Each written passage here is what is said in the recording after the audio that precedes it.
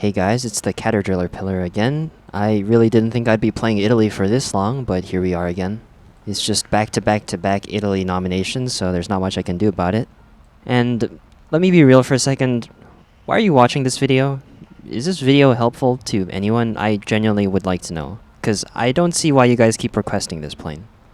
You know it's bad. I know it's bad. If you didn't know this plane is bad and you're watching to see if it's good or bad, it's bad. It's not worth playing. I like to imagine myself as the kind of person who tries to add value to the conversation when I make videos. Even if I'm not the best player at the game, I'm hoping that you can learn something from the videos that isn't just the same recycled thoughts that a lot of other YouTubers make when covering something, and even if I do end up saying the same things, I back it up with numbers and evidence. But when you guys request stuff like this, I can't tell if people actually find that kind of value in these videos, since it just seems like a shitpost vehicle request, and I really don't think I have anything new to say at all. And even if I do go in depth about what tactics to use to make this plane not implode immediately, are you going to use those tactics at all, since you probably weren't planning on playing this vehicle anyways? I'm not opposed to playing bad planes, but this just feels like I'm playing a bad plane for the sake of a few people who find the idea of somebody having to do a video on a shitty plane as funny. I'll get on with the review, but I guess I'm just hoping that this does end up being useful to somebody. Okay, that's the rant over, let's just get started.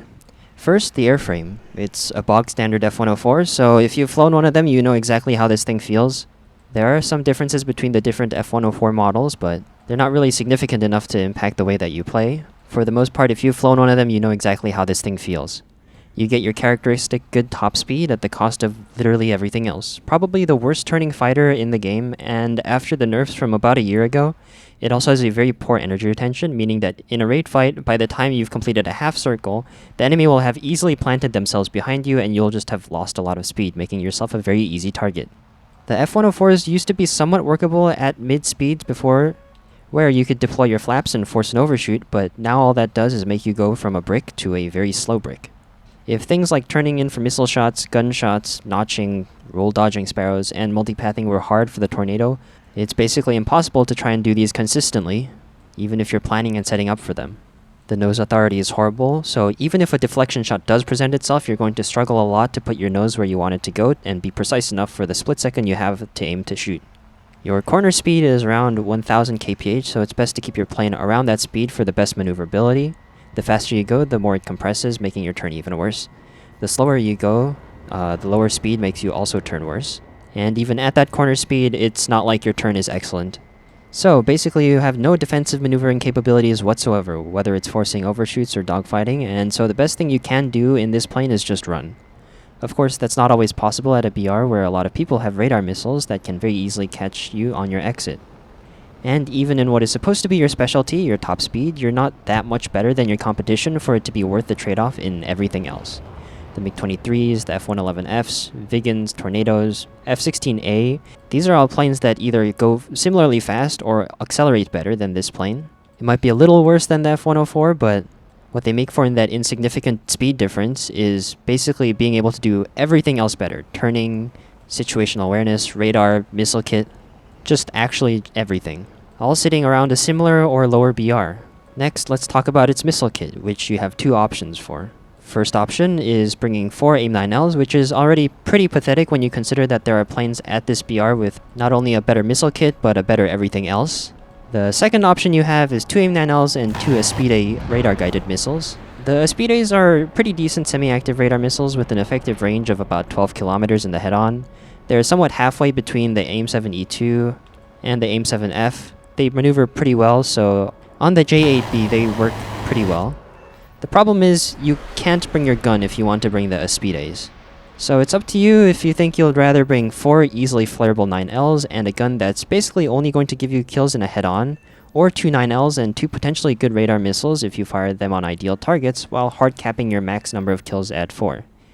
If you're going for consistency, I'd say the Aspides are better, since if you select your targets right, you can guarantee a kill with them most of the time, netting you 2 kills on a good match. As much as I'd like to recommend the gun, you really do not pull well enough for you to be able to hit deflection shots or anything other than a head-on, so unless you're really lucky and you find yourself in a really good position, it's usually not worth it.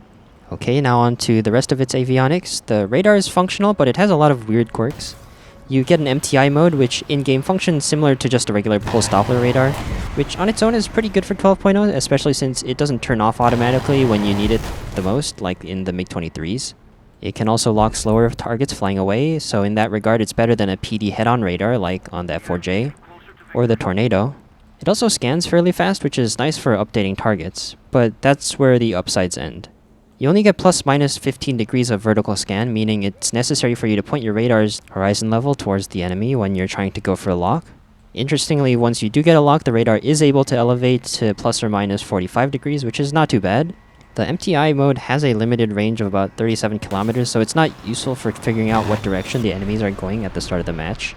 And it really does not like to lock anything past 20 kilometers unless they're very high up, which I guess is fine since you're probably not going to be launching from that far away, but it does make it harder for you to get hard locks just to see how far away and what direction the enemy is flying in. And you do get an ACM mode, but it has an abysmal 4 kilometer range. I mean, at that point, if somebody is flying towards you and you get a lock, you're not going to have enough time to fire the missile before they're too close for the missile to hit anyways. You get 60 countermeasures, which double pop, so if you split them evenly between chaff and flares, you get 15 pops total. Not great, considering you'll regularly be fighting IRCCM missiles like R-73s, AIM-9Ms, AAM-3s that require you to dump a bunch of countermeasures while also maneuvering.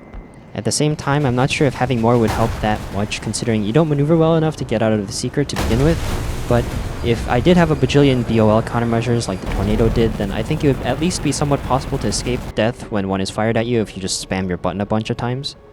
And the RWR, this is the real kick in the nuts. All you get is one indicator. No direction, not even segmented, not even front-back. No range, no target ID, no launch warning. No dick, no balls, and probably no butthole since this guy feeds on radiation. Literally just, if radar detected, then light up. For a plane that already has a hard time pulling in for a notch, for a plane that already has to fight R-27ERs and AIM-7Ps and Falcors and Fox 3s on a regular basis because every match is a full Uptier because now there are so many premiums that it sucks you up into 12.7 and 13.0. Yeah, if this plane wasn't already bad enough, this is what really breaks this plane. It's weird considering the F-104S at 11.3 has a much better RWR with range and exact direction indicators, even if it's missing target ID.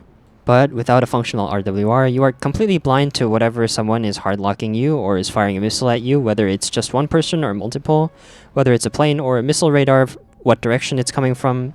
Basically, it's an anxiety warning that tells you that you should be worried without giving you any information on how to deal with the threat. So I think that's covering all of the characteristics. If you heard this plane was bad but wasn't sure just how bad, I hope you now know. So with all of this in mind, how do you actually play this thing? First recommendation, just don't.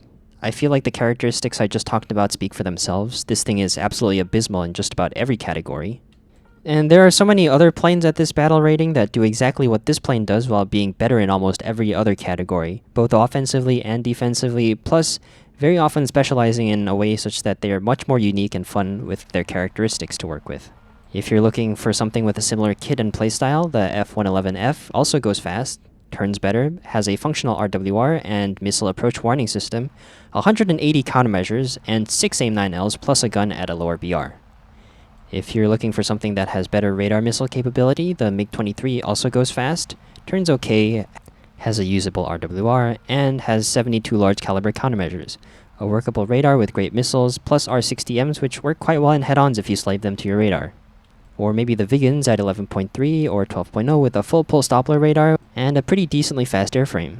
If you're looking for something with even better radar and missile capability, the Tornado F3 or ADV can also go fast, maybe has a marginally better flight performance when it comes to turns, an excellent radar and RWR, an ungodly number of BOL countermeasures, and has 4 AIM-9Ls plus 4 Skyflash Super Temps, which are some of the best radar missiles for 12.0. If you're looking for something with a similar kit but is a better dogfighter, the Kfir C7 also goes fast, turns quite well, has an excellent RWR, and 4 Python 3s, which are just AIM-9Ls on crack, all at 12.0. And if you're looking for something with even better dogfight performance, the F-16A goes fast while being one of the best dogfighters in the game, good radar, excellent RWR, 6 AIM-9L loadout at just 0.3 BR higher than you. And if you really have to play an F-104, literally any of the other ones are better. There are a few other tragic F-104s like the Chinese F-104G at 10.7 with no countermeasures, but most of the other ones are still fairly workable for their tier and their kit. The F-104S at 11.3 is the closest to this plane. It's basically identical except no MTI radar, an RWR with direction and range, and either 6 AIM-9Js plus gun loadout or 4 AIM-9J plus 2 AIM-7E loadout. Much more workable for its BR. But if you're still here and want to suffer with me, then there are a few playstyles that have some potential. First, you have to decide on the loadout. Again, if you're going for consistency, maybe just 1 or 2 kills per game, maybe 3 if you're lucky, then I would take the Aspides over the gun. If you're able to get a good head-on launch, the Aspides do their job consistently. They are just normal semi-active radar missiles, so they function about as well as you'd expect. The AIM-9Ls are not the most useful unless you're in a good position launching on enemies that are unaware and not flaring. Since they're not really good at close range, they don't maneuver that well, and they're also not that fast. Their main benefit is that they have a pretty long range, so only useful when trying to snipe enemies that aren't distracted, aren't flaring because of something else, while you shoot from outside of their spotting range. And these kinds of opportunities don't really present themselves unless you're intentionally fishing for them.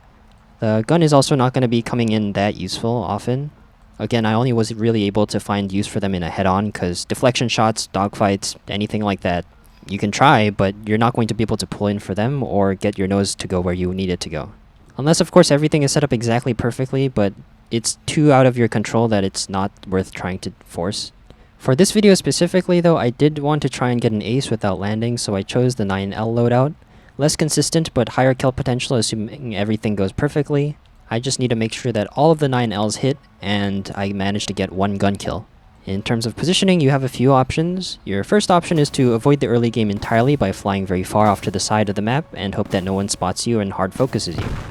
The most dangerous missiles like Fox 3s and other radar missiles are usually used at the start of the match, and if you find yourself in the wrong spot, then they are automatic deaths.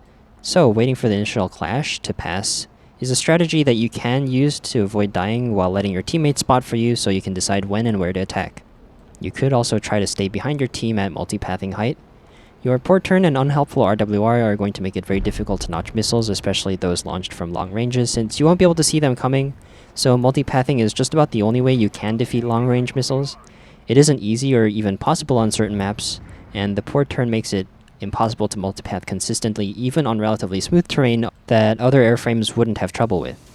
Plus, being so focused on maintaining the right altitude can get you killed by a missile that you couldn't pay attention to, like an IR missile. But if you multipath while staying behind your teammates, then usually it will let you at least survive until the mid-game. Enemies will usually go after the people they see at the front of the horde. So try and let your teammates go in first, spot for you, and then select a target or situation that you want to put yourself into. And one last strategy is to go high. This sounds like suicide, since going high means you can't multipath. You're exposed as an easy target, and your RWR isn't going to be able to help you if somebody launches a Phoenix at you, or any other radar missile. And this is true, you do very often get caught off guard by yourself if somebody like a Su-33 decides to hard focus you. Not that he needs to put in a lot of effort, since long-range R-27ERs are impossible for you to notch properly anyways. But if you climb very far off to the side and stay at an angle close to the notch, you do have a chance that the enemies will ignore you and go for easier targets. And if you survive high and in the back while the teams merge into the mid-game, this gives you a prime opportunity to launch missiles from above where the enemies are less likely to notice you, which is especially important when trying to use the AIM-9Ls. It's the strategy I usually use when I play the F-16A, but this time we'll have a lot fewer tools at our disposal. Trying to get close enough can be a gamble, but once you do get in that position, it does work sometimes. Now I'm seeing a lot of contrails at high altitude this match. It is a full Uptier, so I have to be worried about R-27ERs and Phoenixes and the whole rigmarole. But there are a lot of targets down low that are spotted that are going for bases that could be very easy potential targets. Ideally, you want to be in position to launch as soon as your teammates on this side of the map are dead, because then the enemies won't feel very threatened, meaning they're not just going to be flaring randomly and accidentally flare AIM-9Ls. These two targets look fairly good to fire on. You can see that even in this dive I'm not actually going that fast because that turn backwards really hurt my speed. This plane doesn't actually go that fast when at altitude, which is rather unfortunate. But here, as you can see, the enemies that are down low usually aren't looking too far above the horizon, so if you launch missiles from top down, then they are much more likely to hit. Now, I'm fairly sure that I'm spotted at this point, so I'm going to extend out a little bit. There's not really a point in me turning around and trying to engage them, because I'm not going to be able to get anything done if they're aware of where I am. The F-4S is also sort of pinned down, but at least he's trying to bait out missiles. And it looks like we have some very long-range support from the Su-33 that's from behind. He knocks out one of the Mirages. F-20A decides to turn around, so I'm going to maybe see if I can get this Mirage off of the F-4S. I'm very likely not spotted, and it looks like he's going to hard focus the F-4S, so if I come down at the right angle, then I might be able to hit this shot. Again, you can see that with that one turn, even though I was going full afterburner, I was only going 800. This thing's energy retention really is just not good anymore. Okay, that's 3 for 3. That's pretty lucky. There's an F-20A all the way in the back over there. It looks like he's going for a base. I'm going to see if I can follow him through, then maybe missile him while he's not aware. I don't know if I'll catch up to him though, because I'm not going that fast right now, and I'm also not accelerating that quickly either. So unfortunately we don't get to him before he actually gets to the base, but hopefully he's still distracted, that I'll be able to launch a missile on him without him knowing.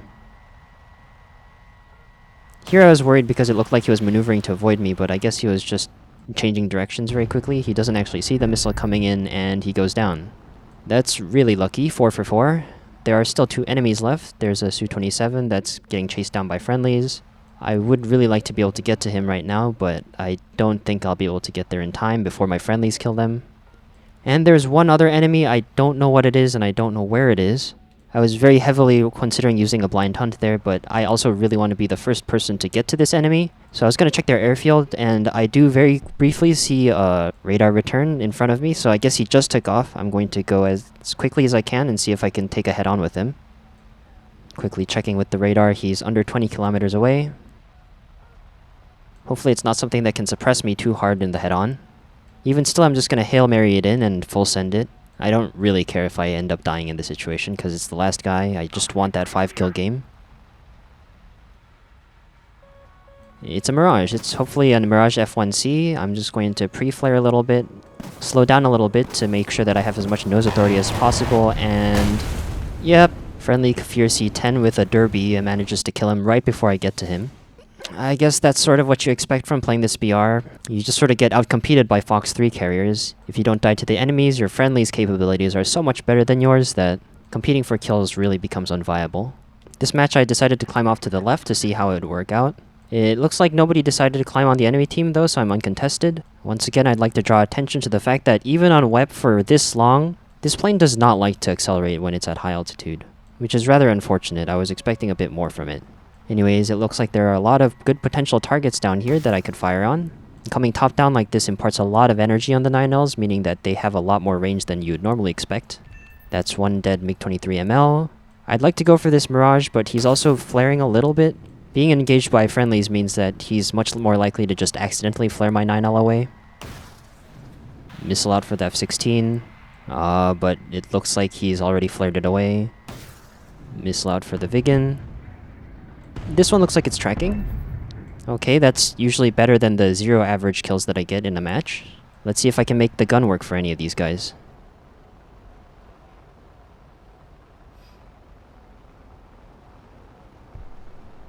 Not really much to say here, just turning the boat around.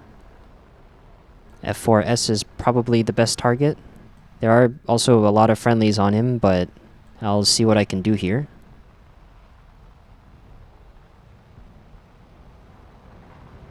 There's actually an F-16 coming head-on, so maybe I can get a shot on him right here.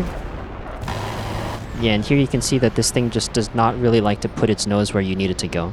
It just compresses, it doesn't turn well enough, but not much I can do but keep going. There's an F-4S in front of me. He looks like an easy target. I'm just checking my 6 to see that the F-16 is not going to be able to catch up and kill me. Rear aspect shots are a little easier if the enemy is distracted compared to something like a deflection shot. But he did manage to get that MiG-23, so he's going to be pretty aware right now.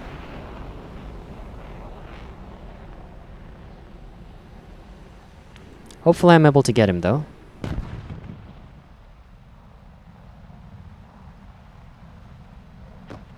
But if he manages to pull to the side out of my gun, then I really won't be able to do anything. So I really have nothing better to do. I'm just going to spray the crap out of him. And very luckily, I do actually manage to hit him. Now there's a Mirage in front of me. He looks like he's not doing anything. I'm not sure why he's flying away. It looks like he's seen me. He's turning to the side now. It's very unlikely that I'll be able to actually hit this shot, but I'm gonna try. I can see him pull up and I'm still not able to get my nose onto him. Let's see if I can do some sort of a loop around. It's unlikely that I'll actually be able to follow him, but I do have a lot of energy to bleed right now, so I could try doing a vertical. And that one turn has cost me 500 kph. Very cool. So it's gonna take even longer to catch up to him again. Very cool, but there's not that much to do.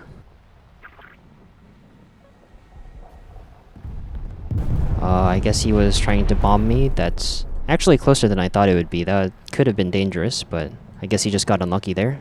I'm trying to slow down just barely because if I overshoot, there's really not much I can do. I just want to sit behind him and try and get to my ideal corner speed. I was hoping I'd get the same result as that F-4S earlier, but unfortunately he pulls in too hard and I'm not quite able to get into him. And now there are a bunch of friendlies who are definitely going to be able to kill him before I can. Maybe I can snag a severely damaged aircraft kill? Unfortunately it's just an assist. And there's one enemy left. It looks like it's a Su-25. I do have to worry about R-73s then. But if I find him and I hit him the head-on, then hopefully I'll be able to kill him. I see him. There he is. That's a missile for me. I don't know if this is one of the variants that can carry the Vickers, but luckily it looks like it was only an IR missile. Let's turn around and see if I can get him. I'm pretty low on ammo. I did spray a lot at those last two targets. Trying to keep around 1000 kph. Not ideal. I'm down to 1/10 of my rounds. And the Su-25 is definitely going to win a dogfight if he actually tries. It does look like he's extending away though.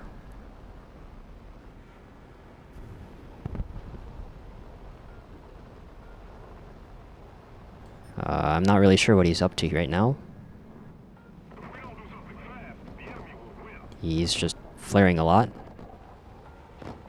If he's gonna fly straight, then I would have an opportunity to gun him down here. I do want to get kind of close because there's a lot of drag on the Vulcan. But for some reason he doesn't maneuver at all. I guess maybe he just pitied me and decided to give me a free kill. And he eventually does go down. I think this is about as much F-104S.ASA gameplay that I have in me to do. It's not quite an ace, but I think after this match I realized that I had better things to do with my life than to try and fish for a lucky streak that doesn't actually mean anything to anybody. Don't ask me how many games it took me to get to this point, because I definitely cut out a bunch where I just died or I only got maybe 1 or 2 kills. The hardest part of this is just hoping that the enemy doesn't climb and kill you at the start of the match before you actually lob your missiles. But as much as you guys enjoy watching me suffer, I don't think that that would be entertaining to anybody, so this is where I'm going to end it. There's one more Italy plane that I'm going to do, and then that's going to be it for Italy for now. I think I've had enough of playing all the mediocre planes, so maybe I'll check out something good. But that's all for now. I'll see you guys in the next one. Bye-bye.